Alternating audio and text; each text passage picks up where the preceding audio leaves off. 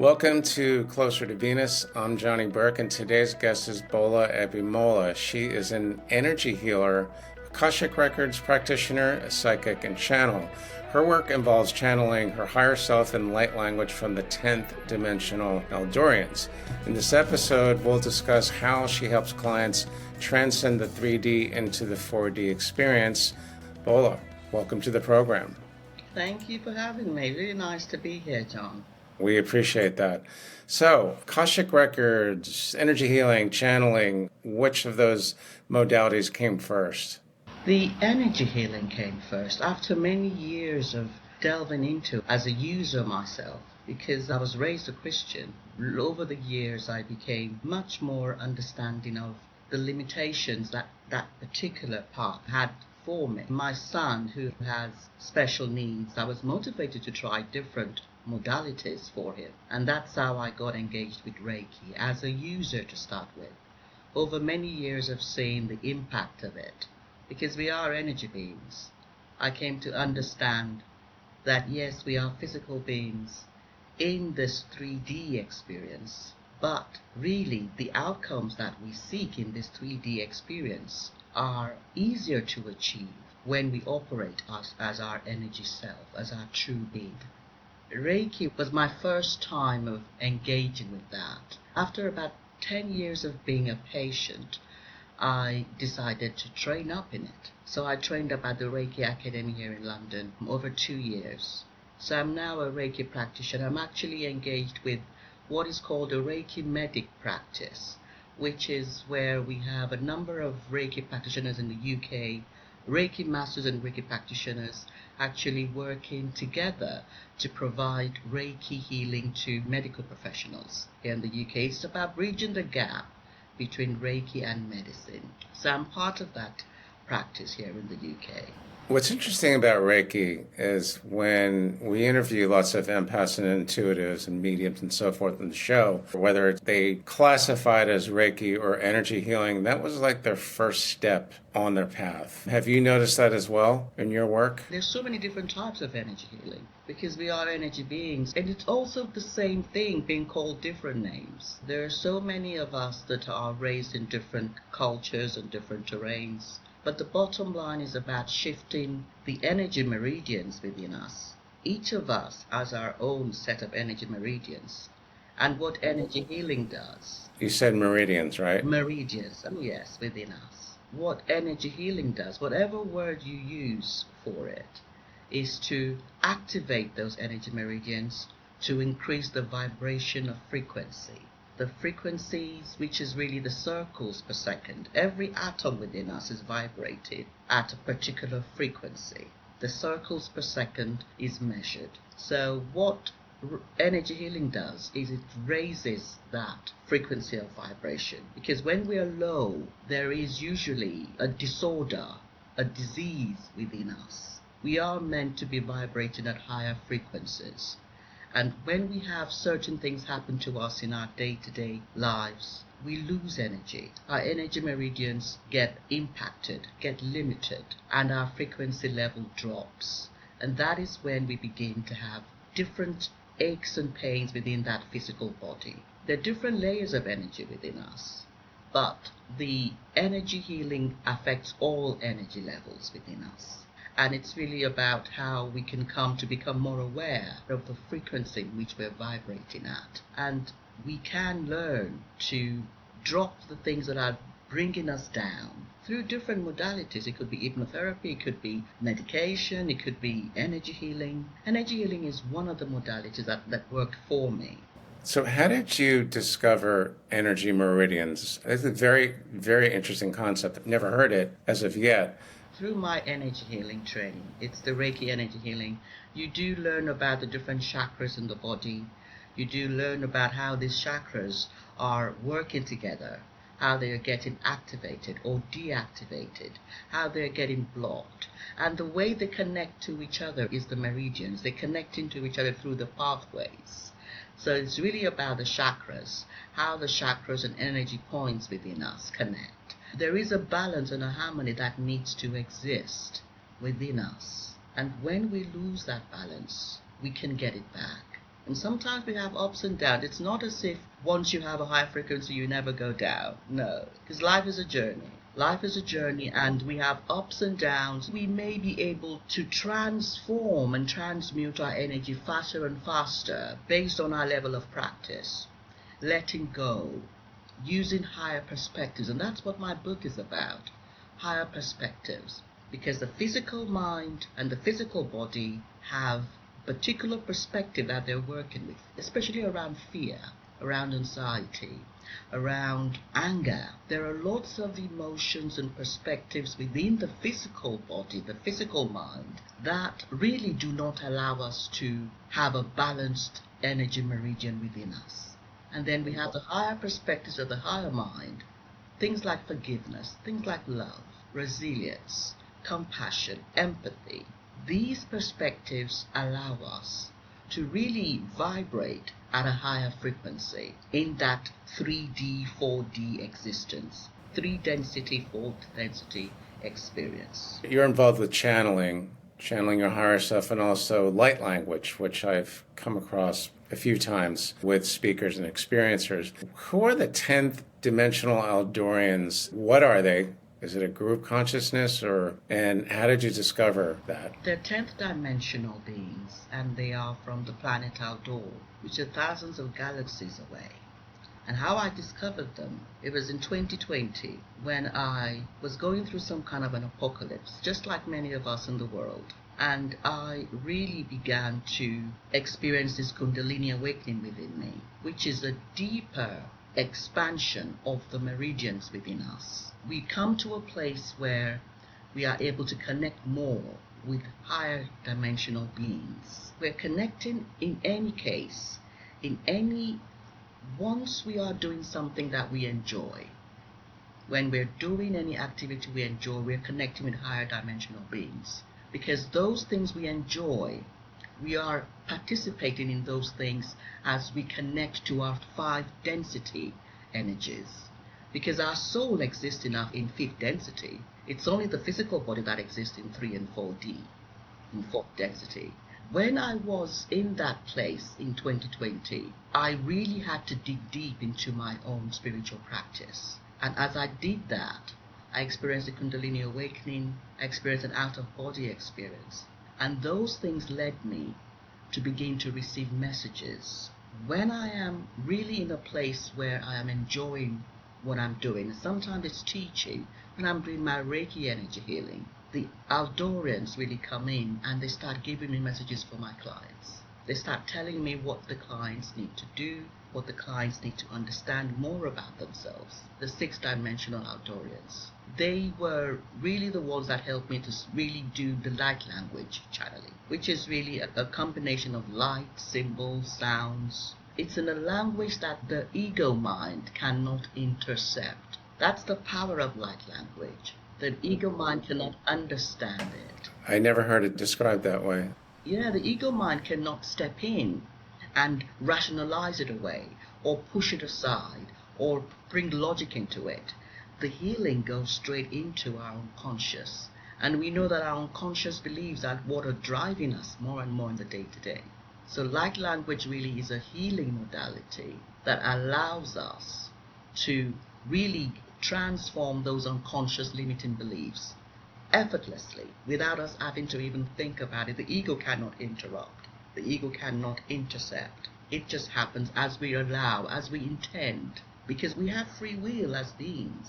What we allow gets healed, gets transformed. So that's why before I do any healing session, I always say to my clients, what do you want out of this? What are you intending? What are you allowing to happen in this session? And I still do the light language channeling from the 6-dimensional Aldorians, but I do a lot more conscious channeling now with the 10th dimensional Aldorians. And it's really about whether it's 6 or 10, it's just a different universe.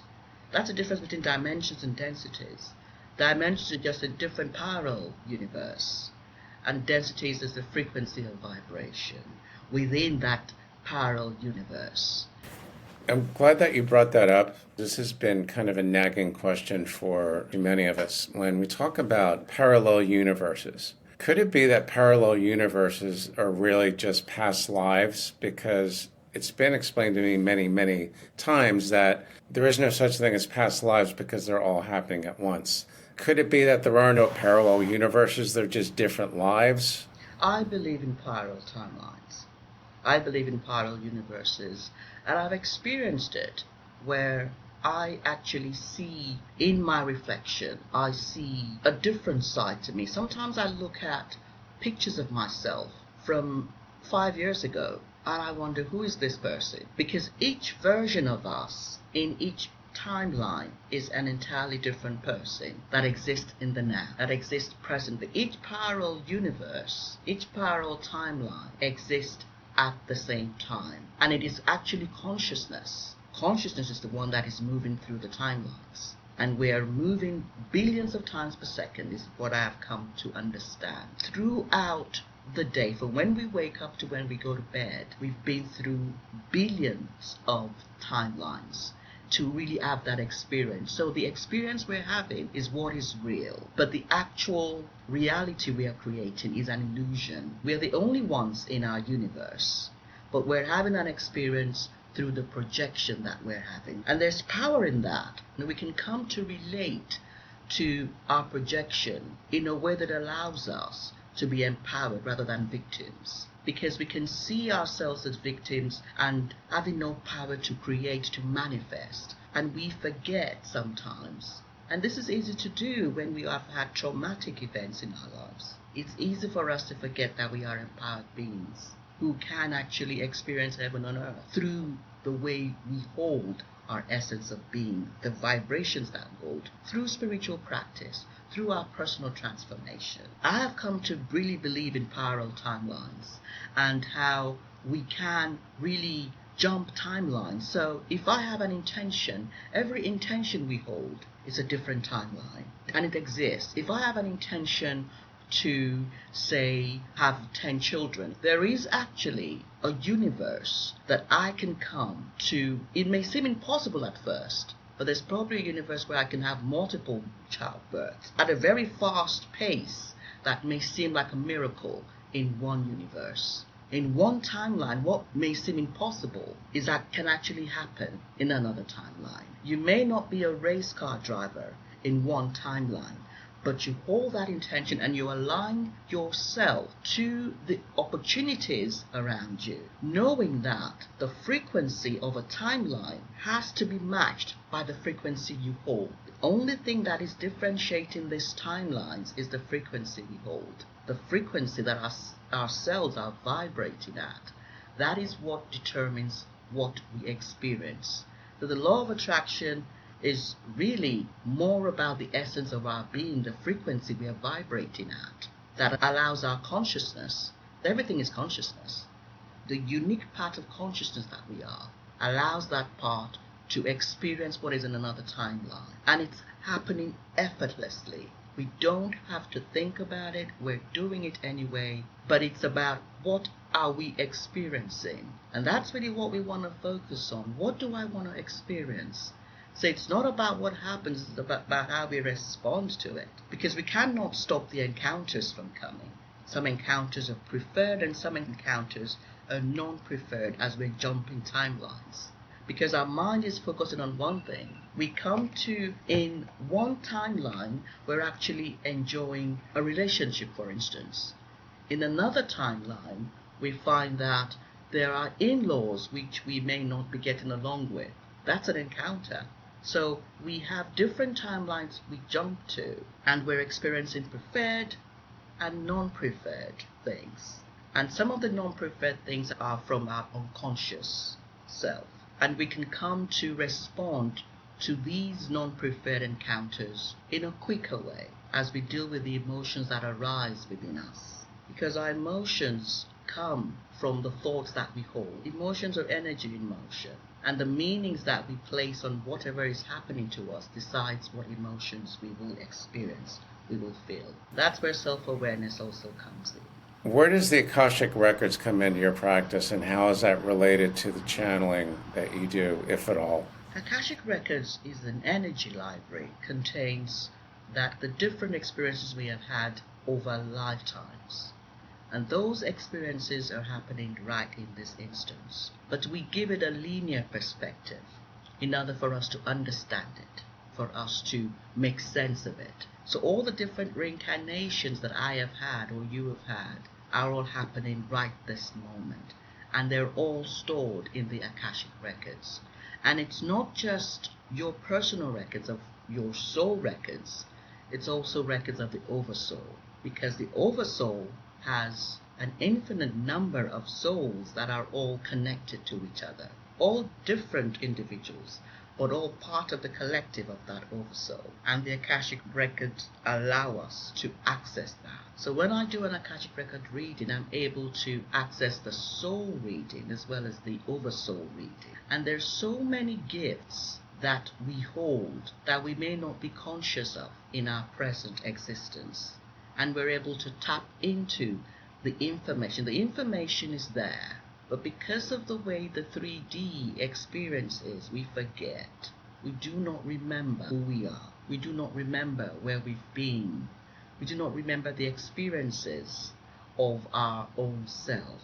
Because the self is so expansive, and it's lived hundreds and hundreds and hundreds and thousands of years. And we can come to a better understanding of that journey. How many times have we visited this life plane as a human?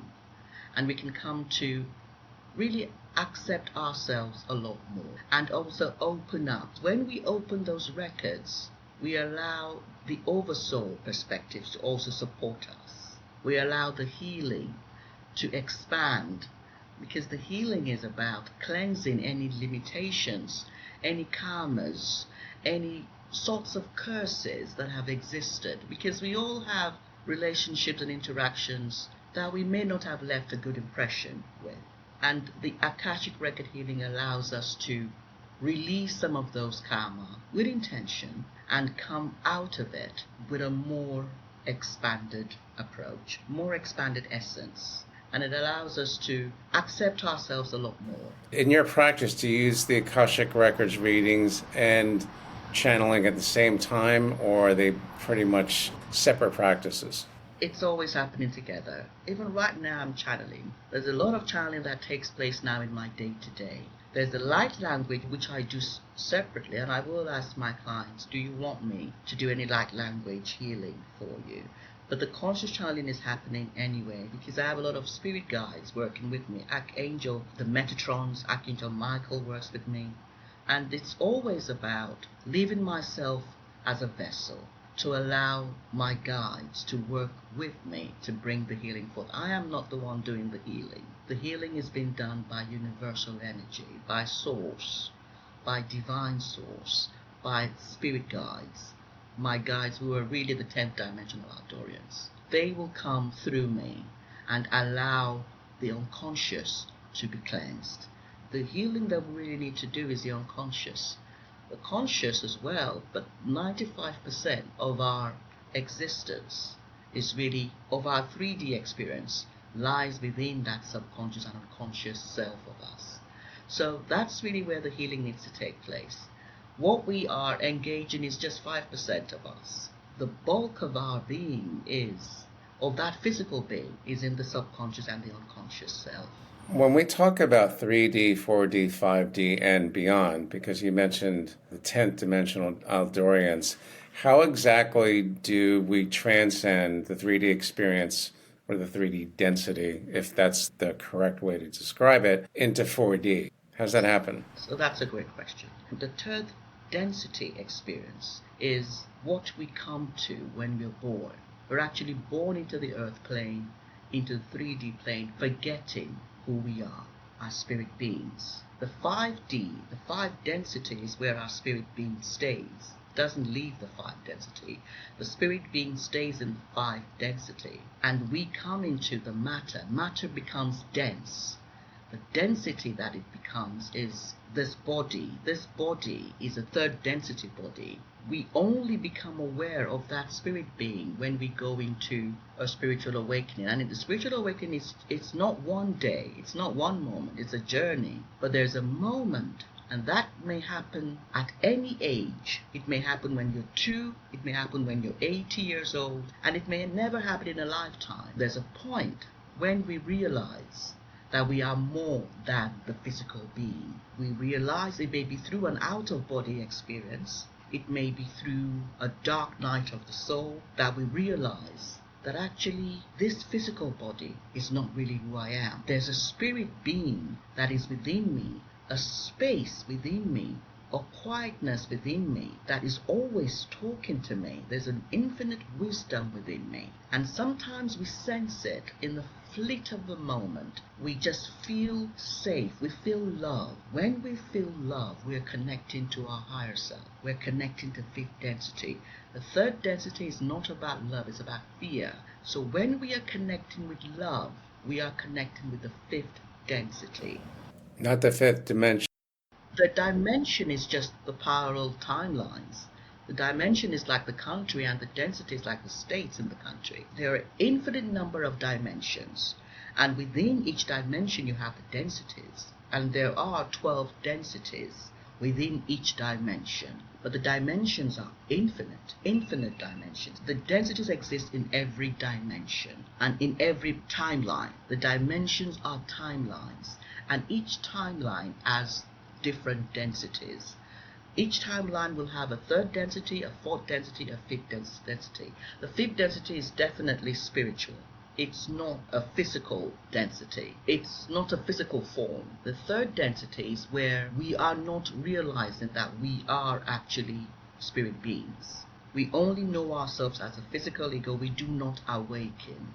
We only begin to awaken as we move into the fourth density. And really the fourth density is about vibrating at a higher rate. The cycles per second are higher. There's an average cycles per second of 40 in the third density. As you get higher and higher, and you're going up to about 175 cycles per second, the atoms are vibrating, and the vibration is existing. Everything around us is vibrating, but it depends on the frequency of vibration that determines whether it's a third density or a fourth density. It's all about the vibration frequency.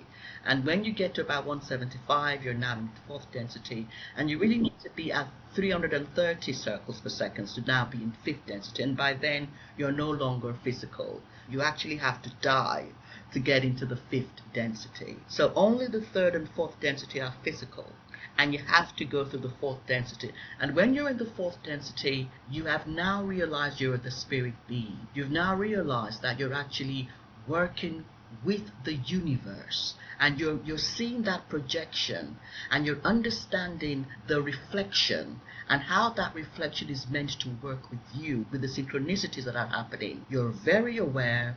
You're understanding that whatever you're seeing outside of you is happening within you. You're working with synchronicity. You're working with magic. You're understanding that this is really about timelines. You are understanding how things you thought were impossible can become possible based on the degree of intention that you allow. It's all about allowance. You are now flowing in a river. You understand that you're flowing in a river of consciousness. You're a part of consciousness. You are the drop and you are the ocean. And you're flowing in that ocean, and you are allowing yourself to flow in the current with a full understanding that the current knows what you need. It's not about trying to force anything, it's about surrender. Fourth density is about surrender. You are understanding that you need to surrender into love, into higher perspectives, and the control that you need is already endemic within you, and you come to trust it. The trust that you have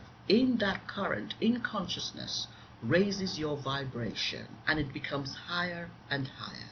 And you're less concerned with trying to control and manipulate everything, which we all do in that 3D. And you're able to go in and out of existence much more. Because what we come to understand is that higher self, that higher mind, becomes the driver of the ego self. So you can allow that higher mind to drive the ego self much more in your day-to-day, in every moment. The more we can allow the higher mind to drive that physical mind, the more we can vibrate in the 4D. And this is about working with synchronicity. It's about using whatever modality that allows us to expand, allows us to open our energy meridians, allows us to open up our chakras, allows us to operate from a place of love. And there's so many different modalities that we can use to do this. You're talking about transcending the 3D experience into 4D. Why are so many people talking about going from 3D to 5D? Is it a state of mind that they're thinking of, or are they hoping that we're going to remember who we were thousands of years ago? Because many people do testify from past life memories that Atlantis or Lemuria were civilizations that were living in 5D. Does that make sense or not? There is a spiritual existence in 5D which we can tap into. We are being guided by beings. There are beings in the 5D, and a part of us, our true self, is in 5D. So there is a part of us in 5D already. Already there. Yes, so maybe that is the misunderstanding, that we are already in 5D in terms of being spirits, but the physical being can only get into 5D by passing, by dying. Okay. How did you discover that? Really, by the studies I've had. I've read a lot about Carl Rogers, and I also read a lot about different extra-dimensional beings who guide us, who give us advice, who give us information and insights. And it's really something that I've come to experience for myself, that the more I have practiced, the more I have been able to receive intuition, my intuition, which is coming from my fifth dimensional self, because that 3D doesn't work with intuition, it works with logic, it works with calculations. This is the physical mind is driven by logic. If it doesn't make sense to the physical mind, it's not happening. The intuition that we have, which is the clairsentience, the clairvoyance, the clairaudience, this is all coming from our connections to our fifth dimensional selves. The more we can allow these connections to transform us, the more we can exist in the 4D, which is the heaven on earth. But it is about transmuting the intentions and the limitations of that ego self. And this ego self is not one personality, it's a combination of personalities. Carl Rogers uses 12 archetypes. We have the caregiver, the innocent. These are all parts of us. One person will have so many different identities. And it's about coming to integrate those identities more and more. The more integrated our identities are, the more we can vibrate in 4D. So this is about healing, integration, transmutation with love. That healing has to happen with love. We cannot force the ego to surrender. The ego has to surrender from a place of acceptance, knowing that the higher self has got its back. The ego only surrenders when it knows that the higher self is working in its own interest. And that takes trust, takes time to develop that. It's healing. From your experience, what's the most important thing that you learned about channeling, Akashic records, energy healing, just all of it together? One of the most important things I have learned is about self-awareness. Self-awareness is key. Being aware of your thoughts, your feelings, your emotions, being aware of the intentions that you hold. What healing allows us to do is increase our self-awareness. And the more we can increase that self-awareness, the more we can come to hold the thoughts, the feelings and emotions that we prefer. Life is all about preference and alignment. You cannot align to what you're not aware of. That's a good point. You have to be aware. We can be in a dream state where we're just following the flow, whatever happens. And that is chaos. What the 3D has abundance of is chaos. And as we become aware of the chaos outside, we can come within and become aware of the thoughts and emotions and the feelings driving that chaos. And we can decide to use whatever modality works for us. When we understand that we're energy beings, we will seek energy healing modalities, because every other modality is working with the physical ego self. But the energy healing modalities really help us to bring down that higher self, to bring about the universal energy connections and alignment effortlessly. Because what I do as an energy healer is I'm able to act as a vessel. I'm able to act as a bridge. And that bridge brings the energy from your own fifth dimensional self, fifth density self, into your own 3D. This is the power of energy healing. It allows us to really connect to the spirit beings that we are, so that we can expand in our self-awareness and align as empowered beings and not stay helpless as victims, but know that we are empowered beings that can align once we have self-awareness. We'll end on this note. As the famous Edgar Cayce once said, there are no victims. Bola, thanks so much for joining us today. In the meantime, how can our listeners find you online? My website, www.soulspacehealing.com, and you can also find my book on any Amazon online. It's actually available anywhere books are sold online, and it's really about aligning to higher perspectives. I'll put that link in the show notes and the transcript as well. You've been listening to Closer to Venus. I'm Johnny Burke. If you enjoyed today's episode, please consider subscribing. In the meantime, you can find more info on closertovenus.com. Thanks for tuning in, and we'll see you next time.